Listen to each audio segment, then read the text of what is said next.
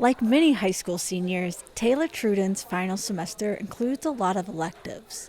Classes like Ceramics 2, where students replicate historic artifacts, learning the history behind them, plus the ancient craft of pottery making.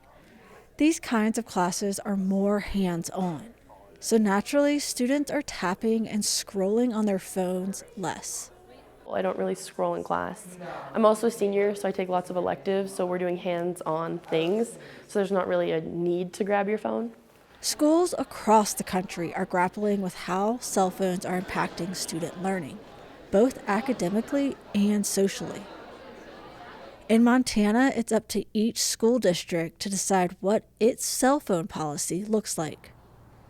In Bozeman, high schoolers can use cell phones during non-instructive times, like lunch and passing periods. But that changes fall 2026. Bozeman Superintendent Casey Bertram says the district is trying to create a school environment that better supports students' mental health needs. We feel like we've already addressed the classroom distractions, and we're thinking more about, you can call it distractions, outside of the classroom, in the hallways and common areas, to really give our kids a break. The district is still figuring out what the new policy will look like. And to help envision it, they put together a working group of students, teachers, administrators, parents, and community partners.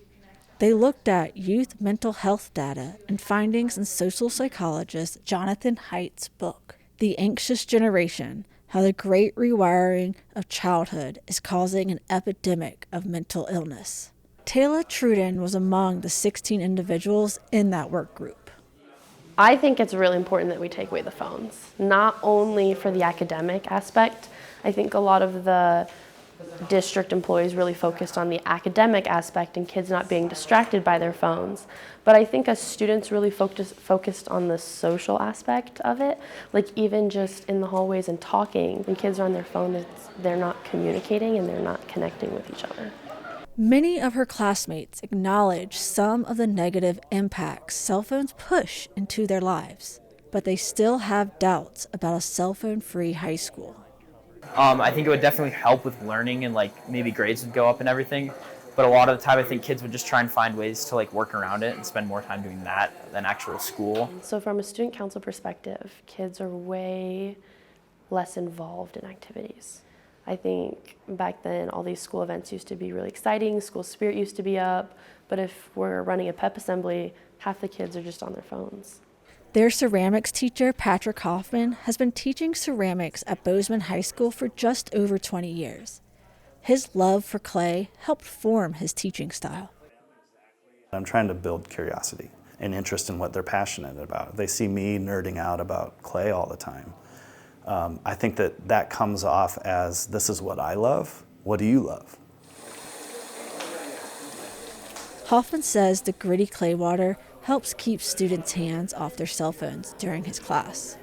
But he sees them changing the school environment. You see a group of students all sitting with each other, but not engaging, and they're all on a device. They want to be on those devices when they have an opportunity to get on a device, passing periods or lunch.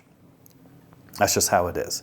But you still hear laughter. It's not like it's a silent hallway, right? You still hear engagement and students laughing and being in groups and talking. And that's why I have to give them a little bit of credit. They're still being kids. That in-person connection is exactly what the Bozeman School District hopes to strengthen with a new phone policy this fall. When you use the term distraction in relationship to cell phone, it's typically been used about being distracted from education. You could also use that in terms of the negative impacts of social media and cell phone use create distractions in our kids' brains.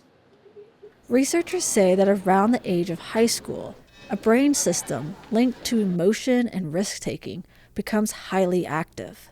Meanwhile, the brain's decision-making and self-control system is developing more slowly.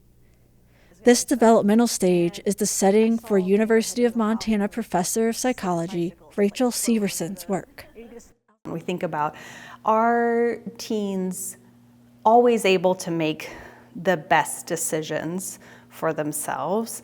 Those are all things, those are skills they're developing. We know that with those systems, that once you start putting in a social component to it, individuals are generally more willing to take greater risks. The Bozeman School District says the correlation of worsening mental health and problematic cell phone use among the youth is compelling.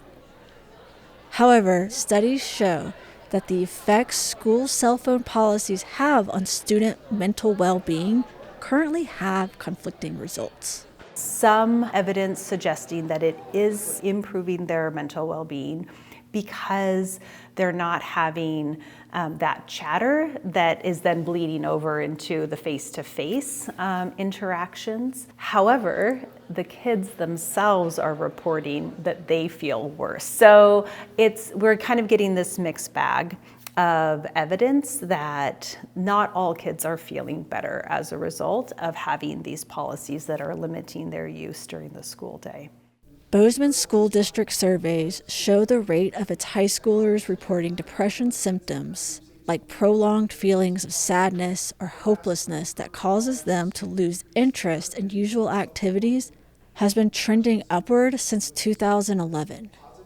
And surveys from the Department of Health and Human Services shows national rates for depression among 12 to 17-year-olds more than doubling over the last decade. And in their latest survey, 1 in 5 adolescents between the ages of 12 and 17 reported having moderate to severe symptoms of anxiety. Some of this self-reported data could be linked to a broader cultural shift of society being more open about mental health.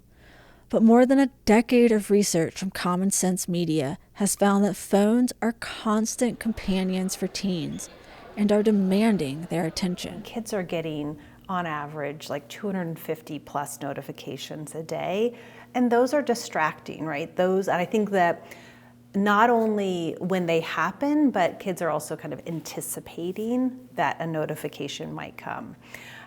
So that's where I think that's where it's taking some of those cognitive resources.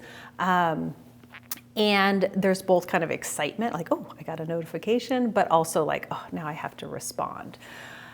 I think that those pieces make cell phones a broader issue. While research is linking cell phone use to mental health issues, cell phones also come with benefits. And few Montana high schools are removing cell phones from their campuses altogether. A lot of feedback from parents around emergency situations, which we know that in emergencies, we need kids to be able to access their devices that they have. And so we're building out what it's going to look like for that to happen. And at this point, are leaning towards just put it in your backpack. But communication concerns go beyond emergencies. Many high school phone policies reflect how involved cell phones have become in everyone's daily communication. That's why Belgrade High School, just down the road from Bozeman, plans on continuing to allow students to use their phones outside of class. And Belgrade High School math teacher Erin Nolte wonders if the policy is really teaching students to manage their cell phone use. I think that absolutely cell phones are connected to mental health, but again, why are we not teaching kids how to deal with this instead of just taking it away? Montana School Board Association says a little over half of Montana's roughly 400 school districts have a cell phone policy, and most of them restrict cell phones in the classroom. But in Belgrade, Nolte says it also removed a useful tool in her classroom. So for me, when you take a cell phone away, I now lose the ability to do quick technology quizzes or Kahoot, little games, something that is interactive for the kids and can be fun, and I can learn where they're at with their math skills instantaneously. And back in Bozeman, Hoffman also acknowledges the loss of this valuable tool in his classroom. I want to see phones as a tool, but I also understand what we're trying to do. So something has to change, right? The desired change many Montana school districts are hoping for in their new phone policies will take a collective effort from parents and teachers. Right? We can only control the environment that we have control of in the moment. And I'm willing to engage at a higher level, come to class with more energy. Part of what we're being asked, I think, in a bigger way is to hit reset. Let's try again, right? But that doesn't mean that it's going to continue on beyond the walls of the school. But that doesn't mean we shouldn't try. It will also take a collective effort from students.